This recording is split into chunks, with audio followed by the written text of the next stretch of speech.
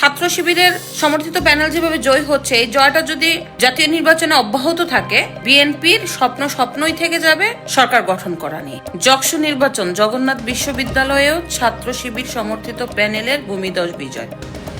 বিজয়টা কোনোভাবেই থামাতে পারছে না বিএনপি। এ এক অন্যরকম জামাত শিবিরের সমর্থিত প্যানেল।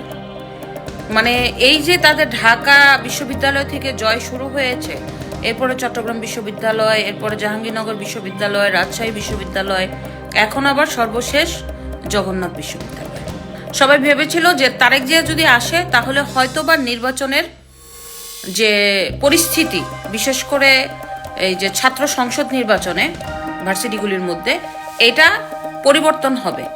তারেক জিয়া আসার যে শক্তি, সেই শক্তিটাকে ছাত্রদল কাজে লাগাবে এবং যে ছাত্রদের মন জয় করে এবার মানে জগন্নাথ বিশ্ববিদ্যালয় তারা জয় অর্জন করবে। কিন্তু এটা একেবারেই ব্যর্থ পরাজিত হলো ছাত্র শিবিরের সমর্থিত প্যানেল ভূমিদশ বিজয়। এক অন্যরকম বিজয়। আপনারা খেয়াল করে দেখবেন যে ভিপি প্রার্থী জিএস এজিএস যারা আছে অর্ধেকের মতো করে ভোট বেশি পাচ্ছে।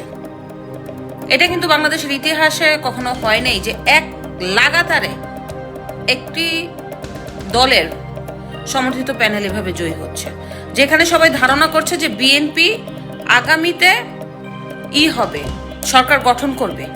সেই বিএনপির ছাত্র দলের এত খারাপ পরিস্থিতি, এত খারাপ মানে পরাজয়, এত নাজেহাল অবস্থা, সেই বিএনপি কি আসলেই সরকার গঠন করতে পারবে কিনা সেটাও অনেকের মনে একটা সংশয়, সন্দেহ দেখা দিয়েছে।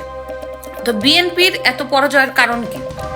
বিএনপি কেন ছাত্রদের মন অর্জন করতে পারছে না? কারণ বিএনপির যে একটা বদনাম পুরো ছড়িয়ে যাচ্ছে, এটা কি মানে বিএনপি করতে পারতেছে না, কোনো রকম এই বদনামটাকে ঠিক করতে পারতেছে না। এই যে চাঁদাবাজি, দখলদারিত্ব, এরপরে যে তাদের যে অভ্যন্তরীণ যে কোন্দল, মারামারি, যার কারণে কি ছাত্ররা ভয় পাচ্ছে কিনা সেটাও একটা বিষয়।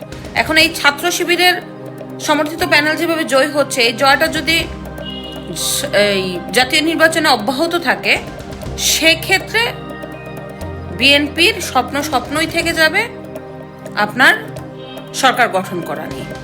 কারণ ছাত্রদের মন যদি জয় না করতে পারে, তাহলে মানুষের মন কিভাবে জয় করবে?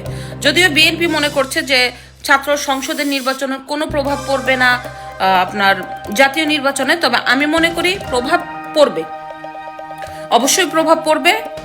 কারণ প্রভাব আছে দেখেই ছাত্র শিবিরের ওরা জিতছে, আর এই প্রভাবও অবশ্যই পড়বে, নির্বাচনে পড়বে। তো বিএনপি অনেক সময় অনেক অন্যায় দেখে চুপ করে থাকে, মুক্তিযোদ্ধাদের পক্ষে কথা বলে না, মনে করে দূর কোনো রকম নির্বাচন হয়ে যাক, আমরা জয় লাভ করব।